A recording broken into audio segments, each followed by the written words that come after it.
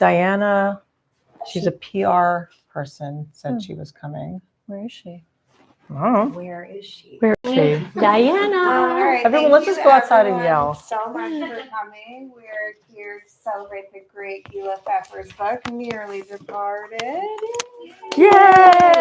I first read this as Gila Pfeffer is a human writer, and you are. I am very You're much human. Also a humor writer. Both.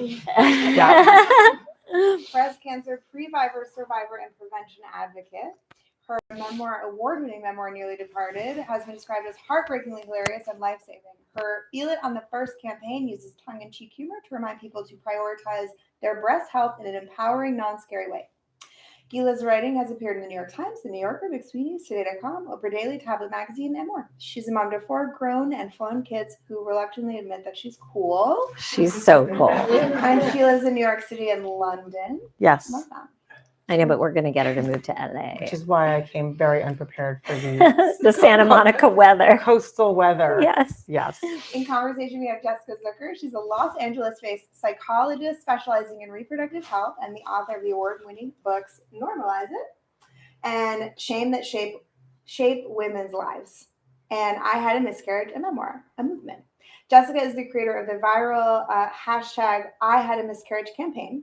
Her writing has appeared in the New York Times, The Washington Post, New York Magazine, Vogue, and Harvard Business Review, among others. She has also been featured on NPR, CNN, The Today Show, and Good Morning America.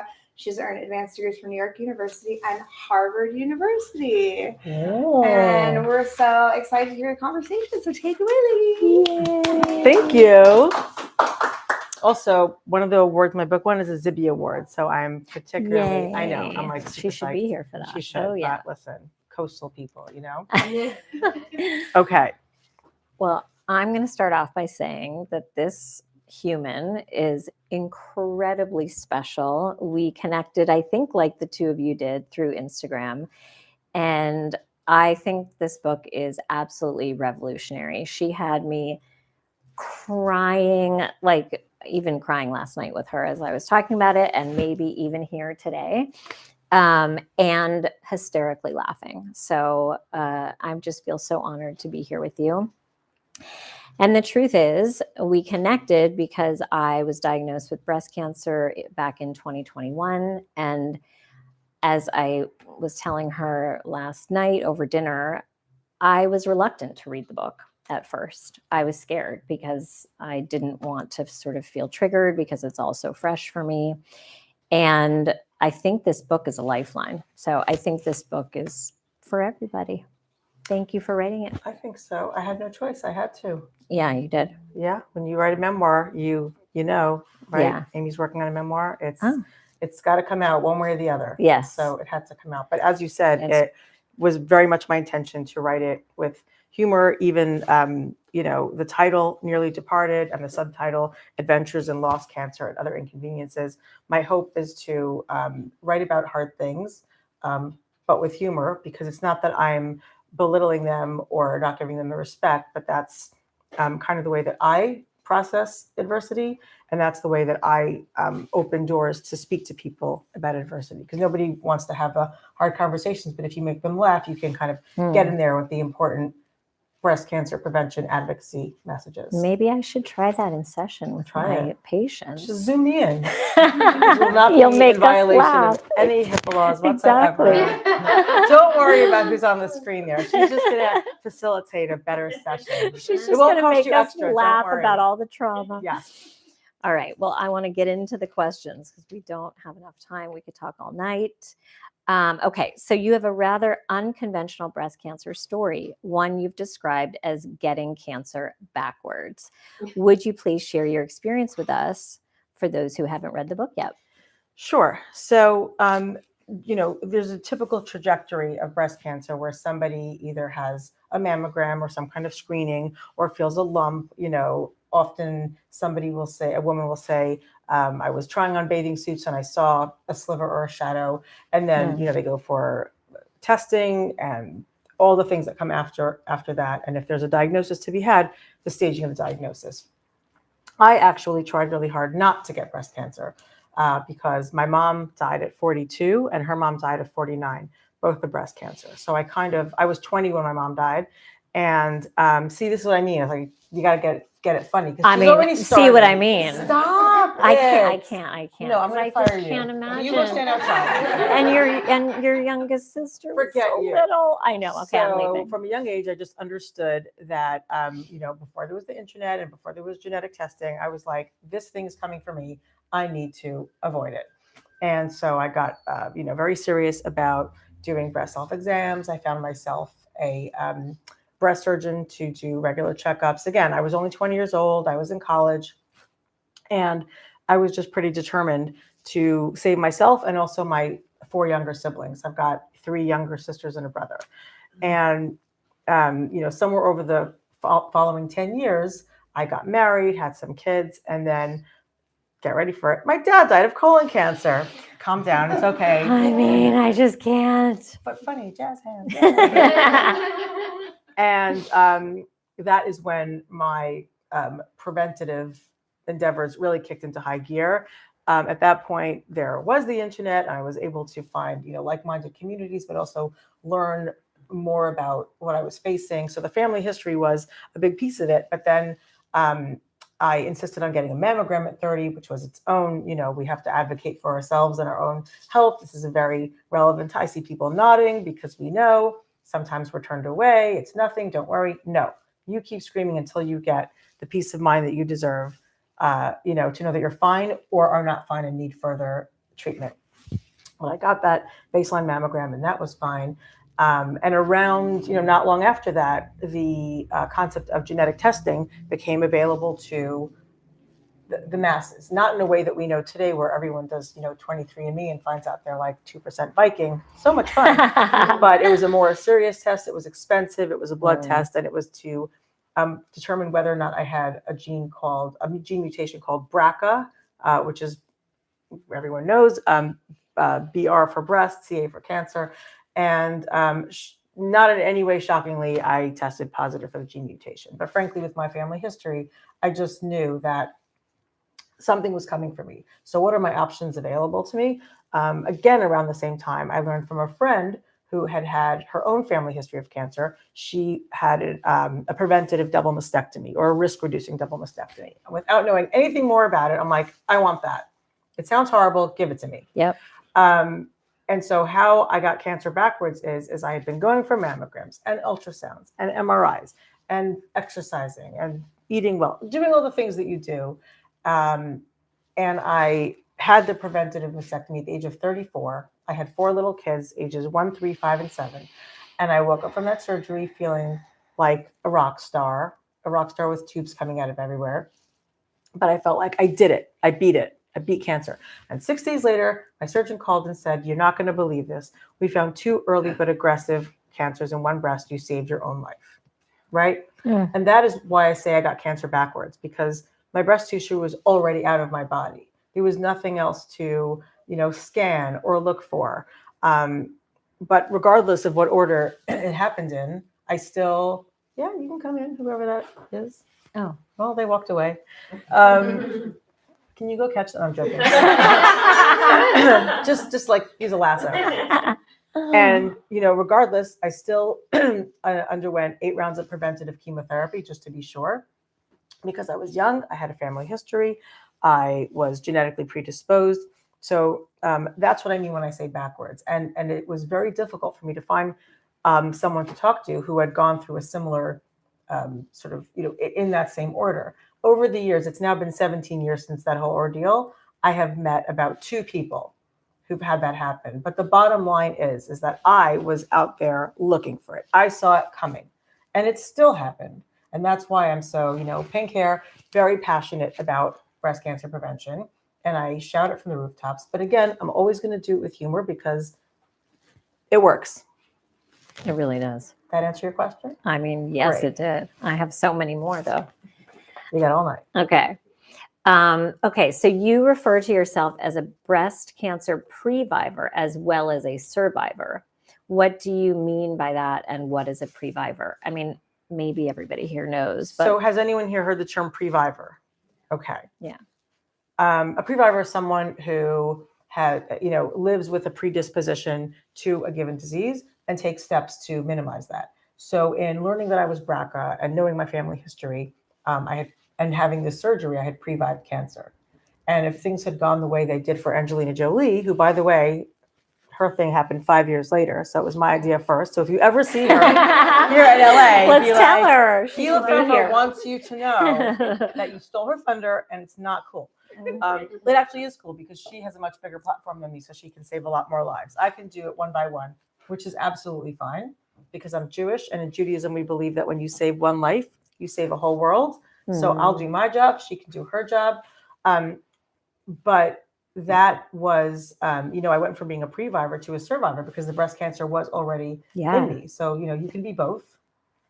The whole two things can be true at the same time. Yes. And that is what led me to be a prevention advocate. Because I said, well, if I tell more people the story, maybe they'll take their own, knowing their risk profile and finding out their family history and their genetics more seriously.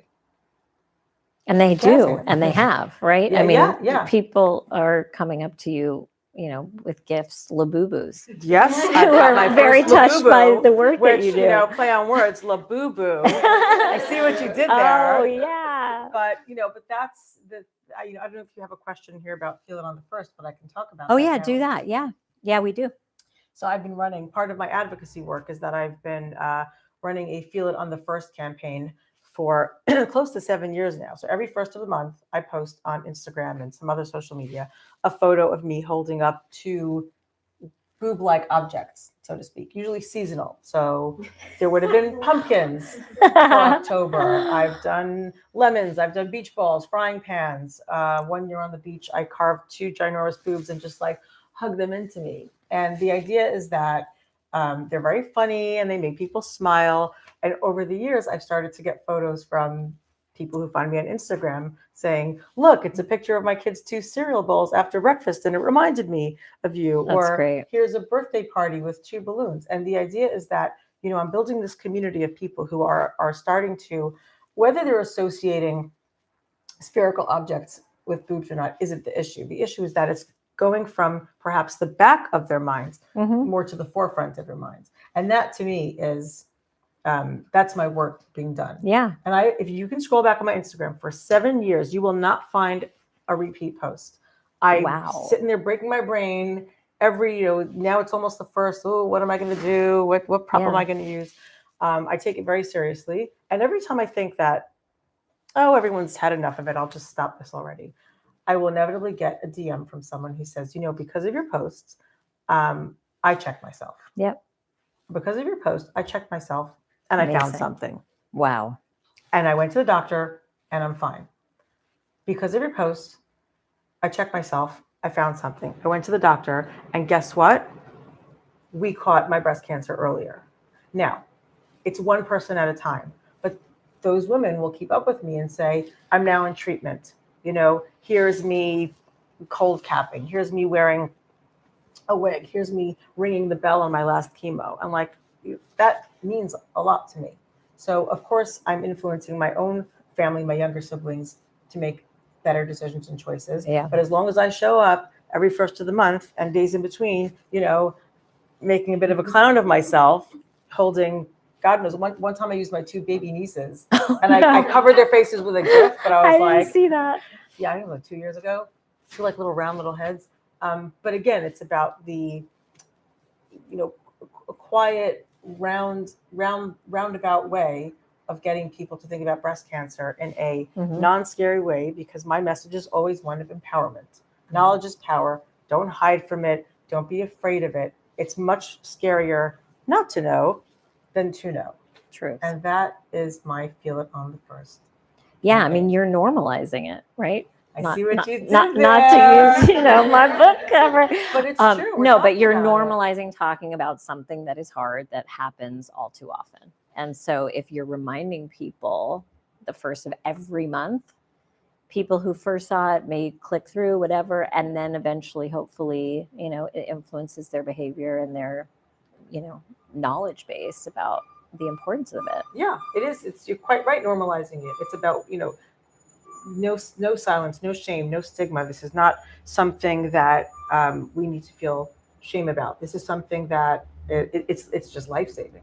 And you don't know whose life you'll be saving by sharing your story. There's a lot of people in the breast cancer community who understandably are quieter about it. They're not writing a memoir and screaming it from the rooftops, but that's okay. As long as they're doing what they have to do to protect themselves. I'm happy to be front facing and say, look, here's what happened to me.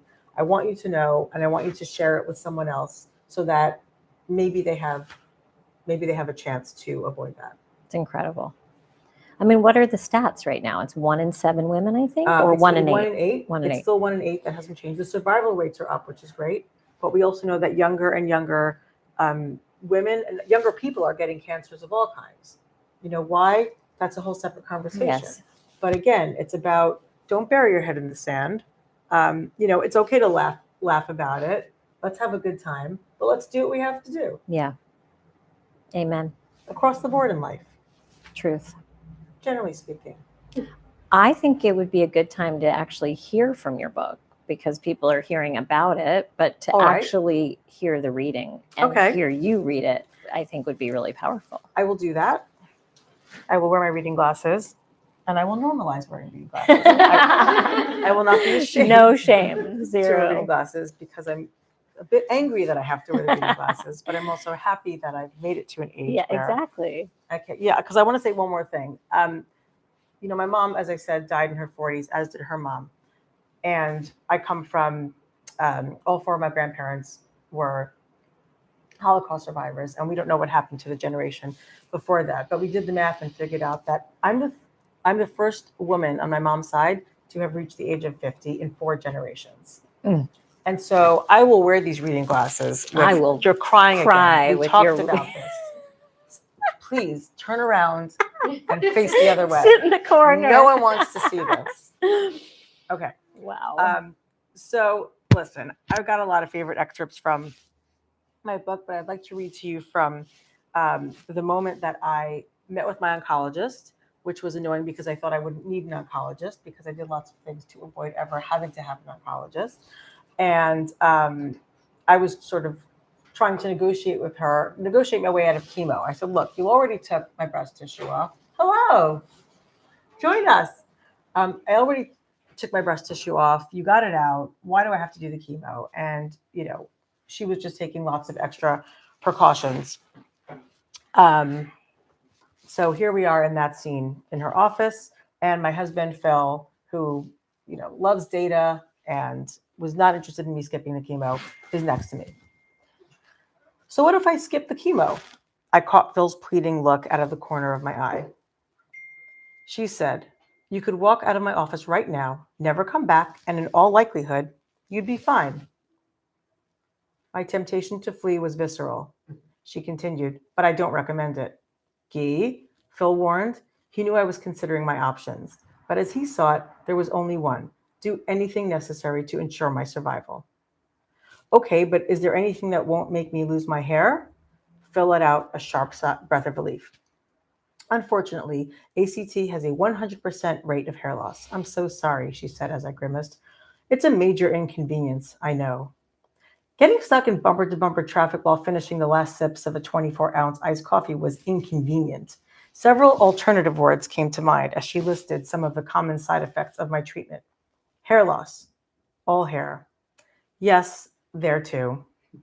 Mouth sores, no menstruation, neuropathy, a numbness in the hands and feet so I'd have the fine motor skills of a toddler, a green-hued complexion, useful if I decided to audition for the role of Elphaba in Wicked.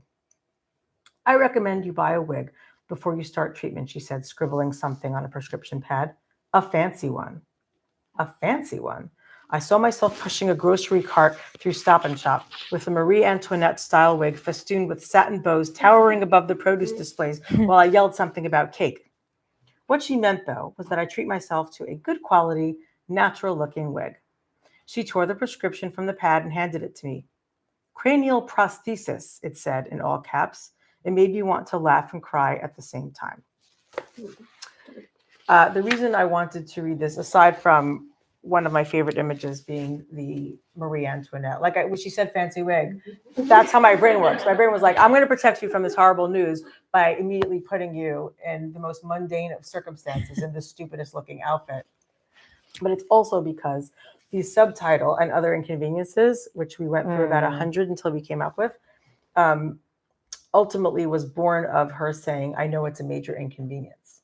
And when my editor, when I suggested that, my editor connected those two words, because obviously it's a little more than that. Right. As you said. A life changer. A life changer. And, the word inconvenience is, of course, funny because we all know that cancer is a lot more than an inconvenience. Thank you for listening to me read my episode. Now I want to go a little deeper, like from that moment that you're talking about, losing hair and your body changing.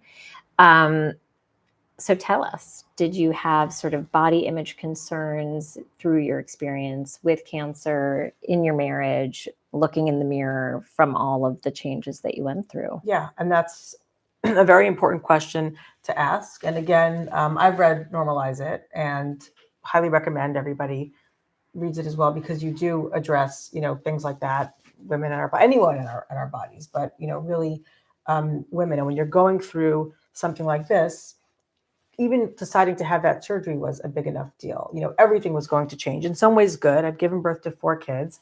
Now they were taking my stomach fat and muscle and using them to make boobs. So like, hooray, flat stomach, awesome. But also, you get used to looking at your body in the mirror and then it looks different. And the decision was mine. It came from a place of agency and empowerment originally, but it's still altered. And then on top of that, now going through chemotherapy, and then not long after I had my ovaries removed, also preventatively, which thank God those came back clear.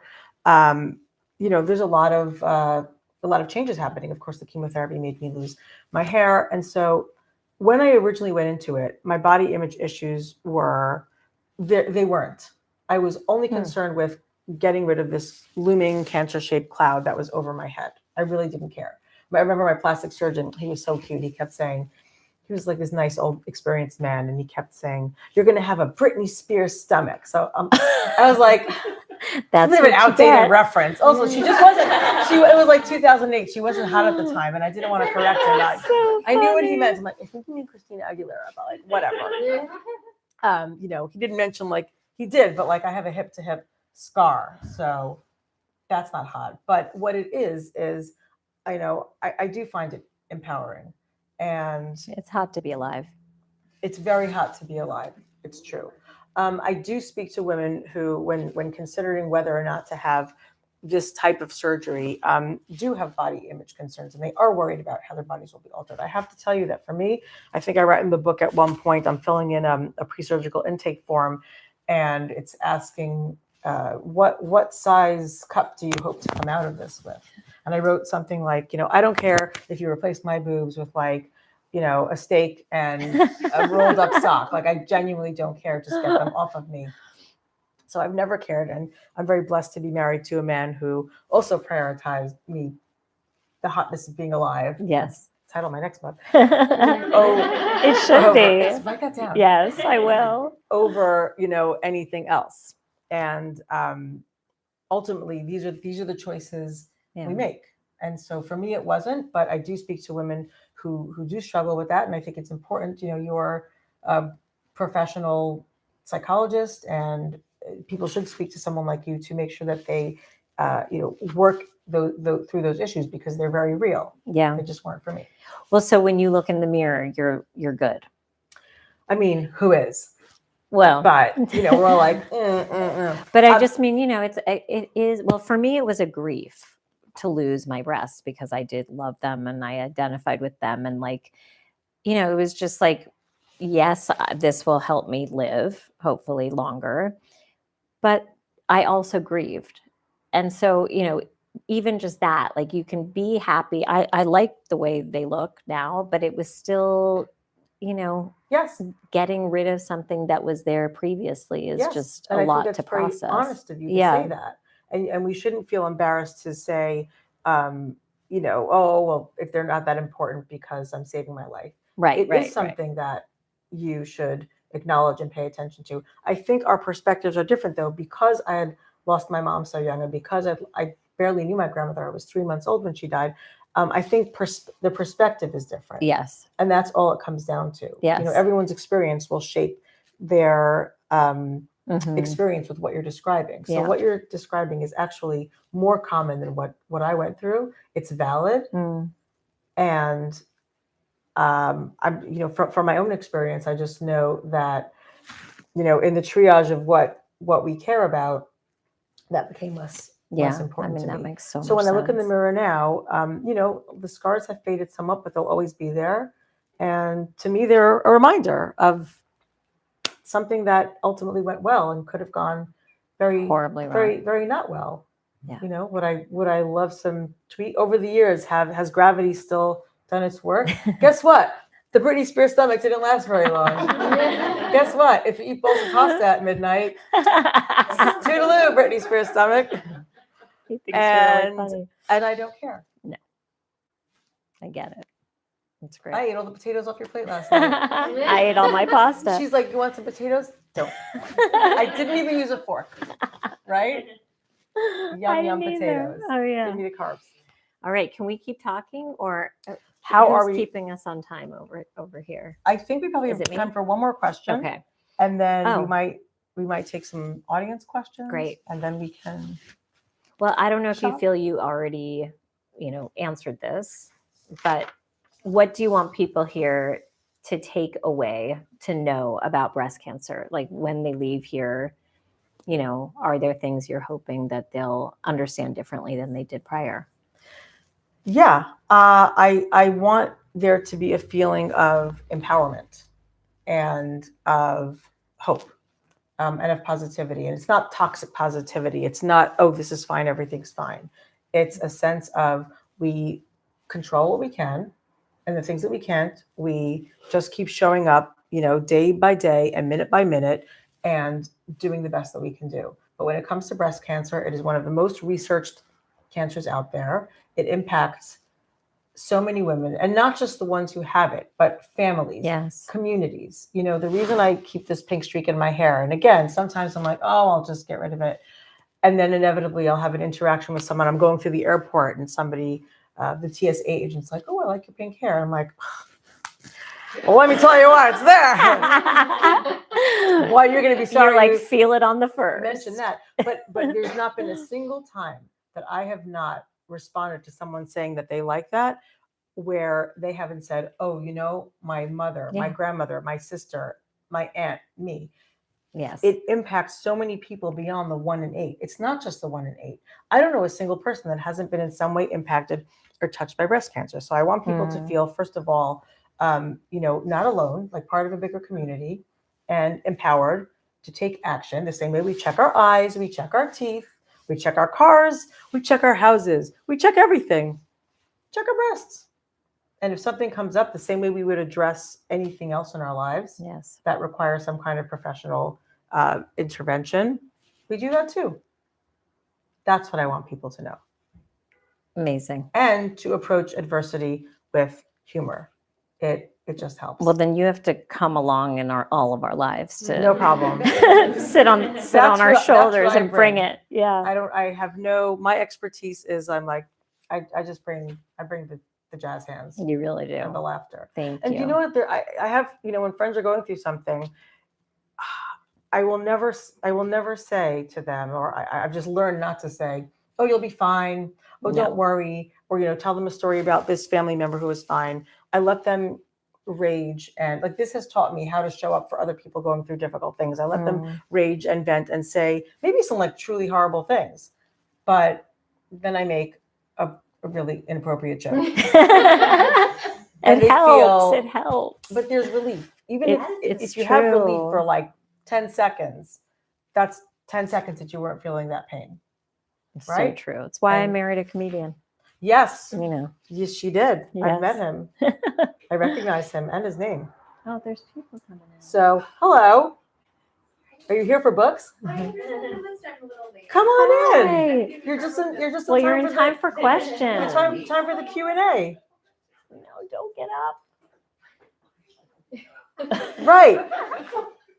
So that concludes the author talk portion of our talk. Yay! Yes, Such a good Gila. job. Hi, YouTube. Does anyone have any questions about the content of the book itself, the writing process, anything? Any questions? Yes. First off, thank you guys so much for being here and for the amazing conversation. I was curious if there's any organizations within the breast cancer community that you partnered with or that you promote or that you have found to be a really great partner. Tons.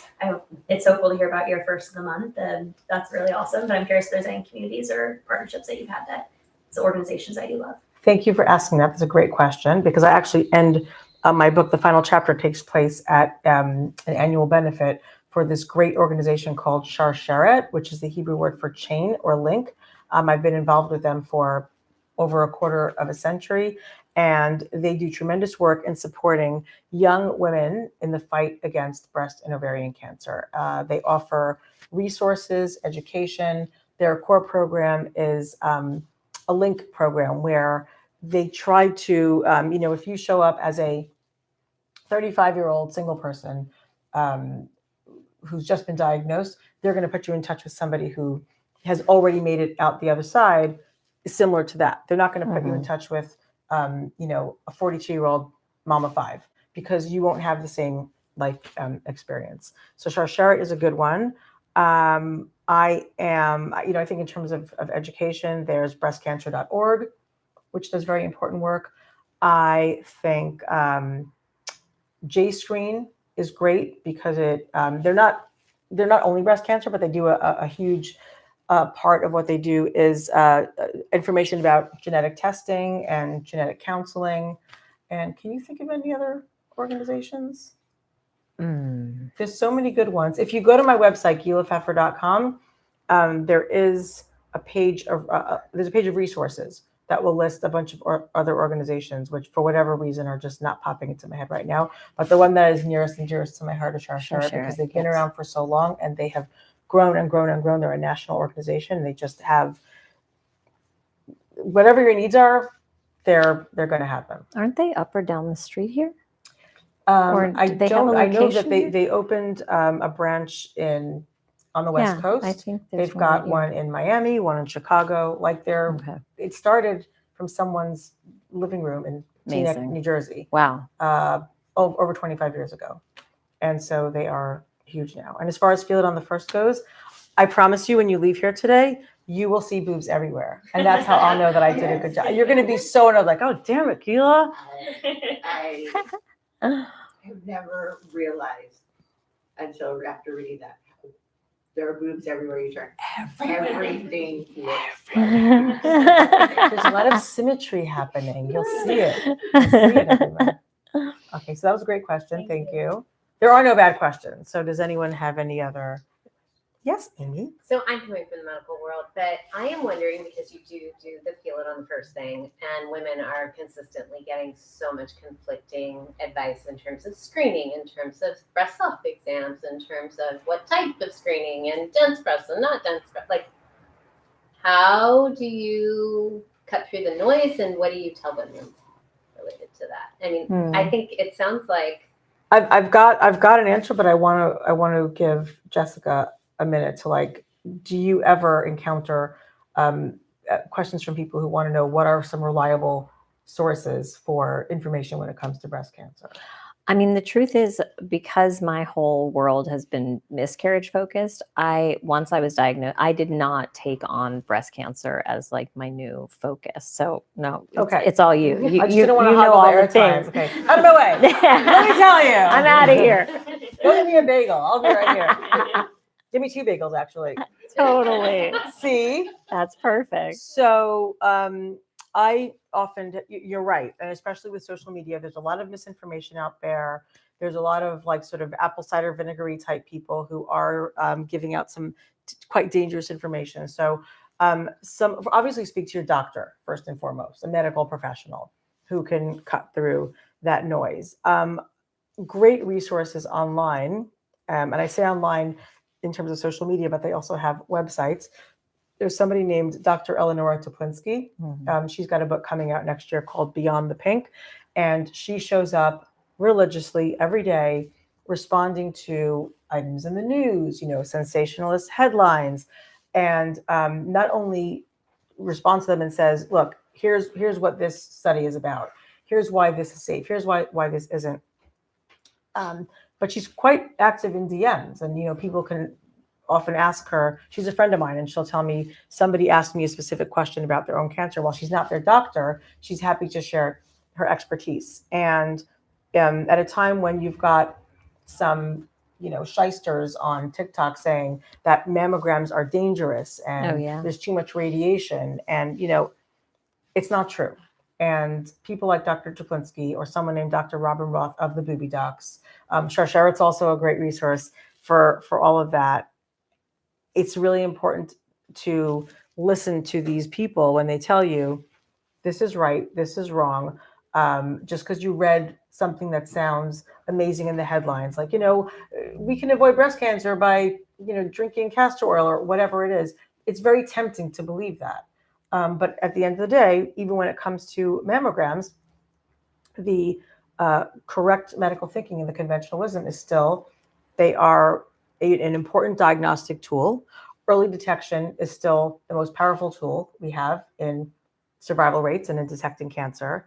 And that's really where the information should come from. And when something sounds too good to be true, it's important to do some digging from reliable resources to find out if it is, in fact, too good to be true, even in terms of the age that a mammogram should happen. In America, it flip-flops from 40 to 50 to 40 to 50. In my case, I had one at 30. It's about finding out what's the baseline, what based on your own family history and risk profile is appropriate for you. And these are decisions you make with your doctor. I wouldn't just go putting in a hashtag and seeing what comes up. Don't recommend. I can't remember though. Did you have to beg for yours? I did. Yeah. I had to demand. Right. I demanded a mammogram at 30. My doctor had sent me for one, and I went to book it, and the receptionist said, oh, no, we don't do those till 40. You don't need one at 40. And I was like, actually, I'll be dead if I wait till 40. And she booked me the mammogram. But, it is about how many women do I know who their stories are, they're 28, they got a diagnosis, and they were turned away from the doctor saying, oh, you're too young, don't worry about it. It might be comforting to hear that you don't have to worry about it. But instead of saying you're too young, don't worry, the answer should be, well, let's check it out. Exactly. Let's assume you're fine, but let's just make sure. I know. I have a lot of residual feelings. I remember at my mammogram, the radiologist said, I'm sure this is nothing, but let's do a biopsy anyway. Right. And I'll always remember that, because it's like, why are you saying you're sure when you're not sure, or else I wouldn't be having a biopsy. And, this many years later, I went through, I don't know, 20 hours of surgeries, Wow. But the key there to me, what I'm hearing is let's check it out anyway. Exactly. The danger is when it's, I'm sure it's nothing. Well, yeah. How many times do you go to the airport? Like, how many times do you check your passports there on the way to the airport? 10? A million? Nobody says, I wonder if my passport's there. I'm sure it is. Everyone checks. One time I asked my Uber driver to pull over. I went to the back of the trunk. I had some important papers I needed to have with me. I knew they were there. Open the trunk, open my suitcase, dig through it. We check. We like to comfort ourselves with best case scenarios, but you have to marry that up with checking. Yes. Yeah. Well, and pushing, I guess, right? Yes. Like if you don't get the because some people have a clean mammogram, but they feel something, and Yes. they're like, turned away for an Don't stop ultrasound or till you turned away. feel satisfied with your comfort level That's that everything is fine. Absolutely. They wanted to schedule my biopsy for a month from that day, and I was like, I'm coming in tomorrow. I just basically told them that they needed to, Because the mental health recalendar. aspect is very important too. yes, You can exactly. make yourself sick worrying. and waiting. Yeah. Yeah, and thank you for mentioning the issues of BRCA and genetic issues. All of us that are Jewish have, we have some things in the family just like people have in various groups. And I hadn't heard of Chartrette, but I knew about Angelina Jolie, heard of previvors. My mom died of colon cancer. Half my family's Jewish. There were all these things I knew about, and I was studying, and then I went to do my dissertation, decided to do mastectomy narratives because I've been studying long-term cancer. And one thing that hasn't come up, and I'm not trying to hijack this or anything or be critical, I just wonder if it was intentional because I don't know, I haven't read your book yet, and I'm interested to read of either one of you, is women that don't want reconstruction, because we're talking about, everywhere there are boobs and we're all going to think about it. Oh yeah. But that's a huge thing now. And I was blown away by that. And I was blown away by the fact that, large, like now it's in more women saying, I don't want this and I don't want to have to deal with more surgery. Sure. I don't want to have to deal with this. And I think just in terms of, our acceptance, I hear all the stuff about body positivity. And yet my participants had to deal with everywhere they went a lot of criticism, and a lot of that criticism came also from the medical community. And I'm not a misinformation pusher at all, but it's more the problem of information that not all women feel better about themselves if they have the reconstruction. So I'm just curious, is any of that, do you allude to any of that in your writing or anything that you ran into about those types of conversations? So there is a large community. I think they call it going flat. There's a large going flat community. Yeah, I considered it. Yeah, and I think at the time I was so young. I was 34, a mom of 4 young kids. I'd only been married 10 years. It didn't occur to me to go flat. But again, I did have some stomach fat to donate to the cause. So it's not like it was fine. I do think that part of the empowerment is the ability to go flat. I know 2 women who've had their implants removed and went flat, retroactively. And it's absolutely an option. It's a viable option. Some women go half flat. I've got Jennifer here, who I met for the first time today, but we DM'd on Instagram, and she's going to share a bit about, I'm going to let somebody who's experienced it answer your question. Yes, I have had only a single mastectomy, so I only have one left. But just the research that I had done and everyone I had spoken to had told me that it was really painful. That is going through reconstruction is very painful. And I just did not want to put myself through that. I saw no need for it. And it was just another surgery that I didn't need to have. And if I felt there was an issue, there are prosthetics there's so many other ways to go about it without having to go under the needle. And I'm a big baby as it is. So the option of having surgery again was a no-brainer. It was just not at all. There you go. Real life. There's a memoir by Catherine Guthrie called Flats. I had to read it because I had to read everything under the sun for my dissertation. Yeah, no, it's very good. I mean, it's just a very interesting thing that a lot of people are not aware that there's such a community. And I literally had 2 participants that I interviewed that, and this was again, another thing that shocked me. So don't think if your doctor's a woman, then you don't have any problems that really manipulative language about the choice. Again, so it's like, where's the choice as a woman if people are pushing you and telling you there's going to be something wrong with you? Wow, really? One of my participants, her doctor, she was looking at going flat, and her doctor said, well, aren't you going on vacation this year? How are you going to feel about being in a bathing suit? So maybe get a new doctor. Well, but here's the thing too, because I know my mother, had cancer twice, colon cancer. That often people trust the doctor on the basis of the other things, right? Because her doctor's an excellent doctor in other ways. Exactly. But it shows a lack of training for doctors in the psychology of it. Yes. In communication, because that's my area. Oh, okay. Psychology. How do you speak to the patient, and what do you say, and the impact of that, right? Because on the basis of that comment, this woman felt like maybe I shouldn't go back. Maybe I should have the reconstruction.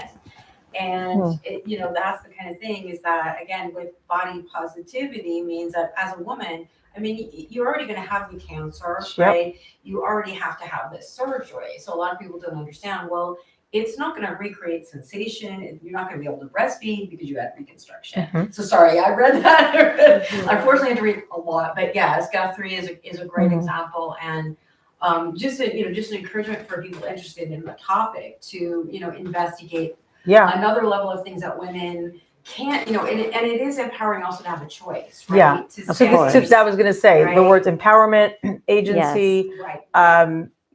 Ideally, women would go. Everyone's in a different frame of mind. I went in with a lot of information. Someone who's blindsided by a diagnosis might not be thinking straight or clearly. Right. Perhaps have someone Mhm. advocating with you and for you and alongside. There's a lot of ways to bolster yourself and support yourself. But going flat is absolutely a valid choice. I Mhm. think it's a great choice. It's Yeah. a much more low maintenance choice. I personally think it's very empowering. And I want to say that the book I mentioned earlier by Dr. Eleanor Toplinsky, Beyond the Pink, which is coming out next year, I read a manuscript, will address this. Like Okay. it's such a thorough, it's like the breast cancer Bible, I'm calling it. She examines the patient experience from every which way. And I think that you'll get a lot out of it. And I do think that it sounds like the tide is slowly starting to turn, and both patients and the medical community are starting to understand that we're not just here trying to cure or search and destroy. There's a holistic approach. There's a life to be lived. There's a psychological aspect too. For sure. Sure. I think if there aren't any more questions, I think we are at the portion of the evening where, in case anybody wants to have a book, buy a book, sign the book, say hi, tell me your story, give me a hug, meet my new Labubu. I want to meet your new Labubu. She's right there. Are there any more questions? I don't want to Can I shut. ask one last question? Last question. Yes. How do you balance it all as an advocate, as a mom of 4 children, writing, traveling now? I'm just curious, like, how did you even find time to write a memoir while doing everything else you're doing? And also probably it sounds like balancing a social media presence too. I'm not sure how much you're invested in it, but it sounds like to some extent. So I was a lot more when I was trying to get that book deal. I'll tell you that. Oh, Amy and I were just talking about this. Thank you for assuming that I'm balancing anything whatsoever. Well, you're sitting here and you're calm. So, I've got 4 kids in 3 different time zones right now. So like someone's always texting me about something somewhere. I think like anything else in life, you're looking at me asking the question and I'm asking that of everyone else. yeah. And I think that we make time for what's important. We do our best. Some things slip and fall by the wayside. The crux of the story took place in 2008, even though it was sort of running up to, it was a run up with my parents. But I talked about writing this book for like 10 years before I actually started the long process of figuring out what that meant, what that looked like. So I don't think there's a secret other than just to triage and say, what are my priorities? And they may shift every single day. Things have to move around like that. It is a miracle that I did it, but I did it. You sure did. Hooray! Thank you for doing it. This is a revolutionary book. All right. Thank you for coming to our talk. And thank you, Zibby's Bookshop, for hosting us. This is a Thank dream. you. Yeah, well, we have books available for sale, and the authors will sign. All right, we'll be right here. I love it in here. Isn't it so sweet? It's just very beautiful. warm and inviting, and